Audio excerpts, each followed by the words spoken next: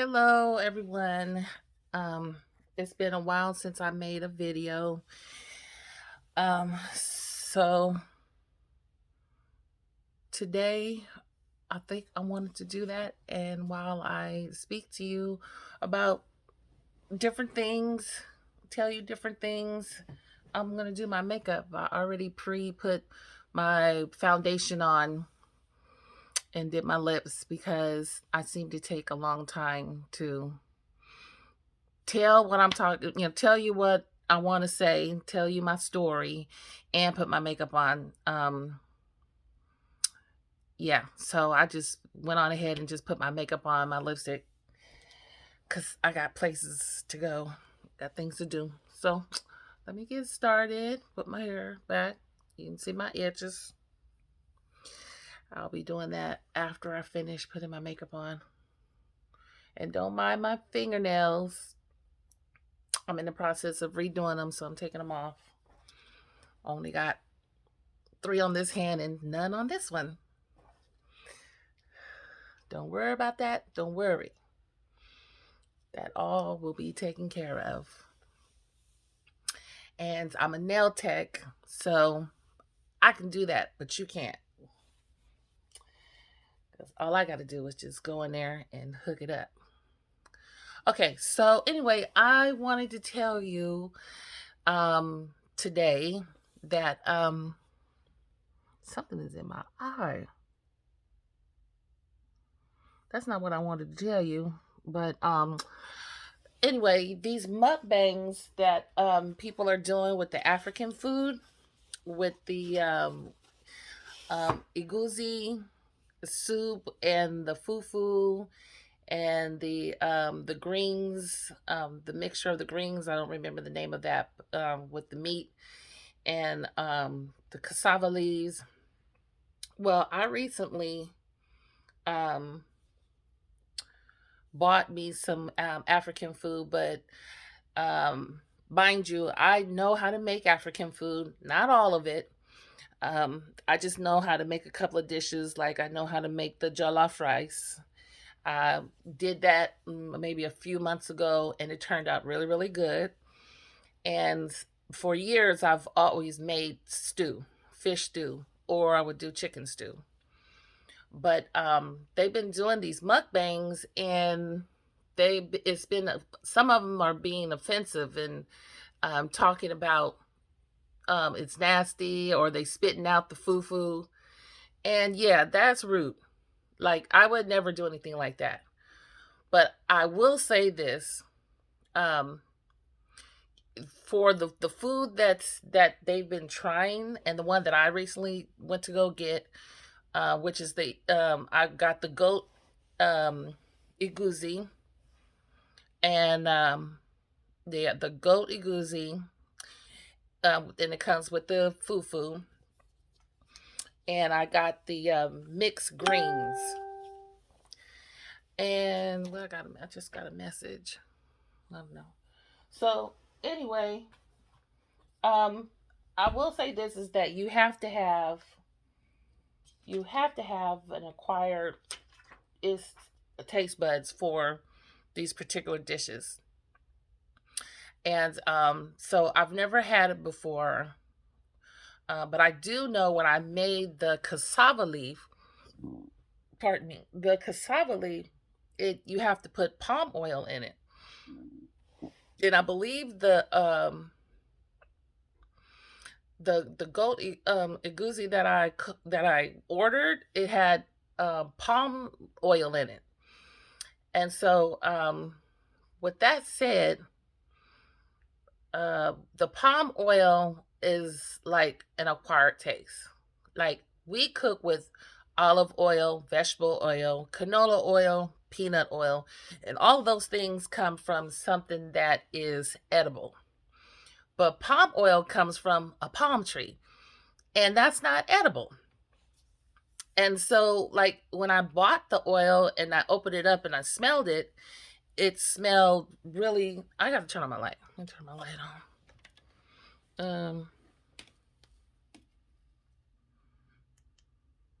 Ooh, it's pretty bright, but I can't see my palette. This is my new palette, everyone. I got it from a company called King. I ordered it, and it has 140 shades. Ooh. You see? Look at the pigment. Beautiful pigments. Yeah, I absolutely love my palette. But okay, let's check out what colors I want to put on. Oh, okay. So anyway, so the palm oil, um, like I said, when I opened up the bottle, it it doesn't have a fragrance as like you know well, it has a fragrance, and it smells like you would want to maybe have lotion made out of it, or maybe some conditioner or some body oil. But like when you smell it, you don't think, yes, I want to cook with that. Yes, that's going to be delicious. No, that's not what's going to come to your mind. So with the mixed greens that I got, the mixed greens, I can tell that they put fish in it. But it's what is the name of the fish? Oh God, I forgot the name of the fish. But it's like a little fish, and they're very strong and fishy. And with mixed with that with the palm oil, it is just a bad mix. I do know that cooking food is a science, and when you eat anything, it's supposed to it's supposed to excite your endorphins. Like even when you smell something, like you smell cookies cooking, that's why they use cookies for real estate when you come in to look in the home, because the fragrance of it would make you feel like you're at home, and then now you're looking for the cookies, you're craving it. So and then when you taste it, it just it turns on your taste buds, your is what is it called, endorphins, your endorphins. Well, you know which one I'm talking about. So like, yeah, I don't know why they use palm oil to put in their food. I don't know why they decided to do something like that, but they did. um I do know that they use palm oil to make cosmetics. I do know that. I was just in Southern California, and they have a whole factory that processes palm oil to make products. So yeah,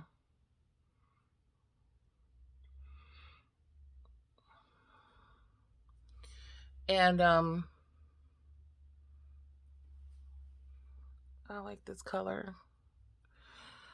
So anyway, so yeah, you gotta have an acquired taste for these particular dishes, of these Nigerian.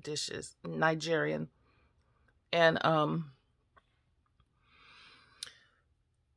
uh the next time when I go order something from my African family, I'm gonna leave those two dishes on the menu and order something different.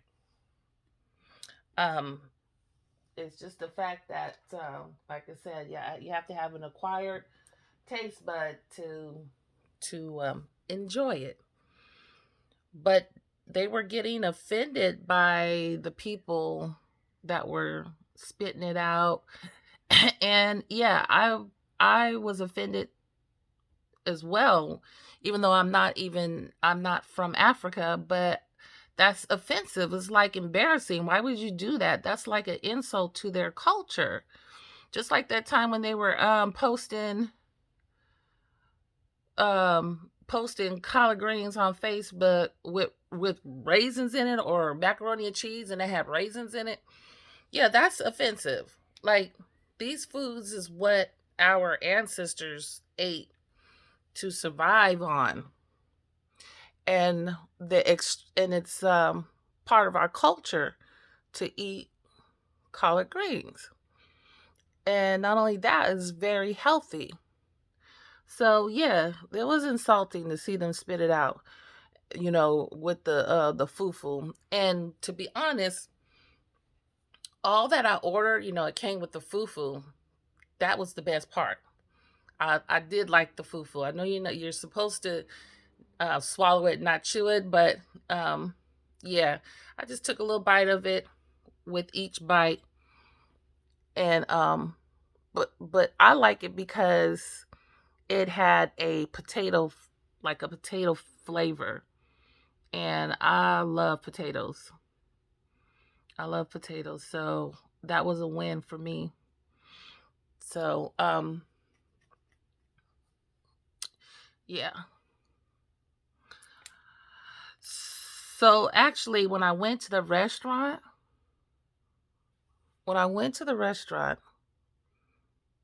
it really wasn't a restaurant. It was like more like a rented space in a Mexican grocery store in the hood. And no problem, as long as the food is good. But when I was ordering, the guy that was taking my order, um, he thought he would, try to school me on African food. And I when I walked in, he said, "Welcome home." And I was like, "Oh, I guess he meant welcome home, because we're getting ready to serve you food from the motherland." Okay. But I had to hold him out. I said, "Well, I do know how to cook African, a couple of dishes, not all of it, but a couple of dishes from Africa." And they're like, "Really? What can you make?" So I told him what I could make. And then he goes, "Okay, so let me take your order." And he said, "Did you want some okra?" And I said, "No, no, no, no. I don't know. I don't want any okra." Um, and he goes, "Okay." I said, "But, I was raised eating okra, not necessarily eating it, but my mother cooked okra in certain dishes." And he said, "Really?" And then his wife in the back, she goes, "Oh, yes, she probably had it fried." And I said, "No, no, I didn't have it. My mother didn't cook it fried. She actually put it in this soup. We call it succotash. It's a vegetable soup. And she put it in that. And she also would put it in black eyed peas. Like, that's traditional, that's like normal. And then also you put it in gumbo, seafood gumbo, if you're doing it the original Louisiana way, which it comes from Africa. And so I like our ancestors came from Africa. But I think they just think that just because we were born here, we have completely lost our African ways, in which we have. But Black Americans, the older generation, they actually do a lot of African things, but they don't know that they're doing what they're doing is actually African. For instance, like my mom, she trying to find a middle color. My mother parents ate with their fingers. My eye is jumping. And this is pretty. I like to use my fingers because it's easier for me to control the color, especially when it's glitter. Um, yeah. So and how they ate with their fingers was my grandmother made a cornbread, and it was fried cornbread. But a lot of people say, "Oh yeah, yeah, that's hot water cornbread," and I'm like, "No, that's not. It's not hot water cornbread. What it is that my grandmother would take cornmeal and she would mix it with buttermilk, and then she would pour it in a skillet, it looks like a big tortilla. And so depending on your pan, the depending on the pan, the is the size of your cornbread. So it would be like this big, and you would break a piece off, and that's how she would eat her food. She would break a piece off of the cornbread, which is really flat, looks like a big tortilla, and then she would scoop up her food with it and eat it with her hands. But I don't think that they knew that what they were that is traditional African. Um, so I told my mom that years ago, and she said, "Really?" I said, "Yeah, that's African when you're eating like that with your hands." But my mom actually, she actually knew. She actually knew that, but I don't think my grandparents did. So, um,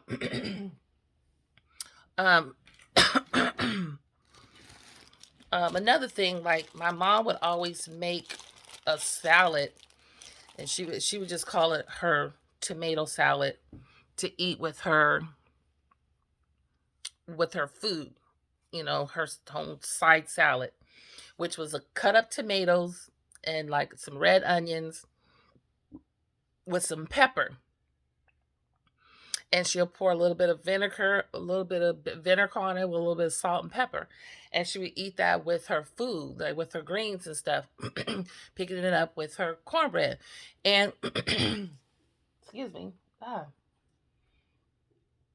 And so that actually is African. I was watching this I was when I was learning how to make the cassava leaf. I was just coming across different videos, different people making African food because I wanted to see a variety of different ways.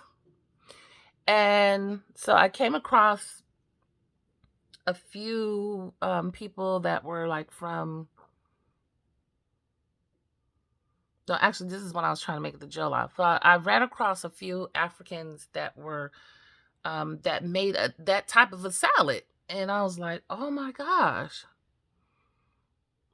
And they said what it was called, but I don't remember the name of what it was called. But I was really, surprised and shocked to see that because that's what my mom would make. That was her side salad. So I told my mom, I said, "Mom, did you know that the side salad that you've always made, that is an African salad, like a side salad?"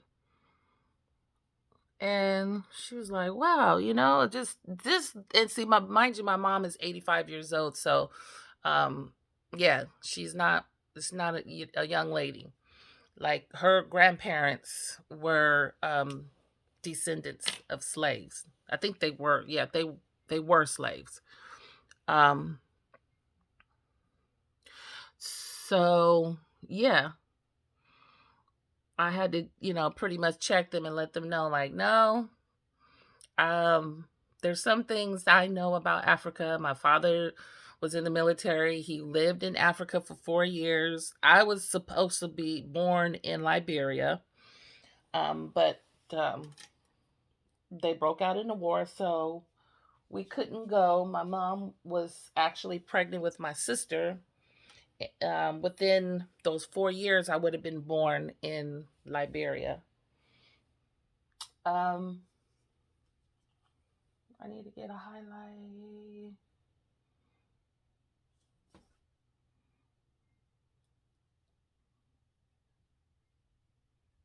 Let's see what this looks like. So yeah, um, so I actually grew up with artifacts and things that my dad got from Africa. Um,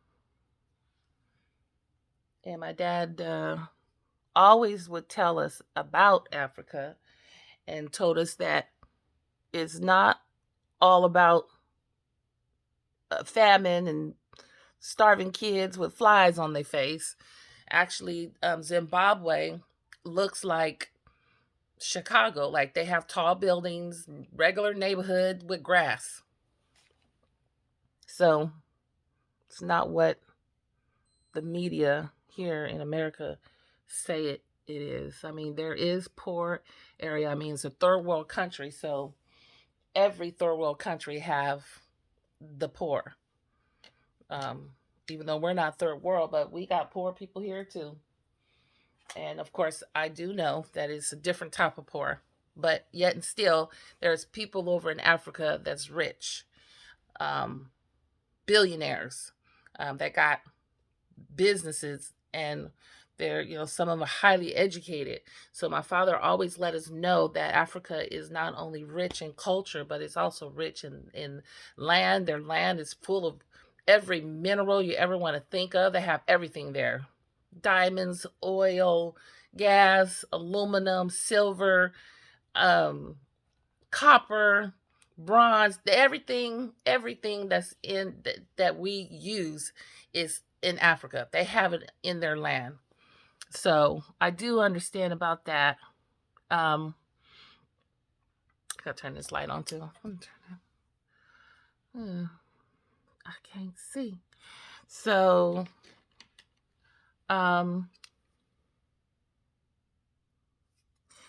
yeah. So like they can't get offended, but I mean, I understand they're being offended, but they have to educate, and they also have to understand pretty much how to cook and know how to put things together. Like I said, I don't know why they chose to use palm oil to put in their food, because that I don't think should have been consumed, as food. I think they should just keep it as, using to make product. Like maybe they said, oh, we don't have any oil to cook with, so we got the palm oil, so let's just use the palm oil. No, you should have kept that where it was and continue to use your olive oil or your vegetable oil or even your animal fat. Things that are, is a good blend for food. I'm gonna put my eyelash on, so I'm gonna put you on hold and I'll be right back. Okay, so I did my eyelashes and put on a little bit of eyeliner and did my eyebrows, did my baby hair, and yeah. So that's the finished product, and I hope you like it. Maybe I need to put some blush on. Where is my blush? So yeah, that's my story on my experience with the African food.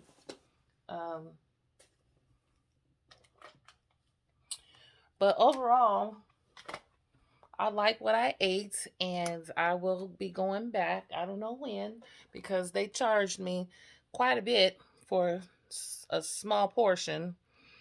But we will see. I will be going back. I just don't know when.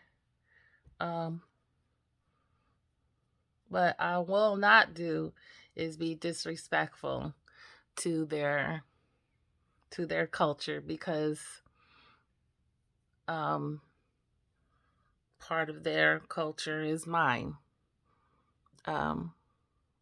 Although yes, we weren't born there, but still our ancestors is from there, and I can't claim nothing else. If I'm black, I can't say my original people come from Japan or from Europe.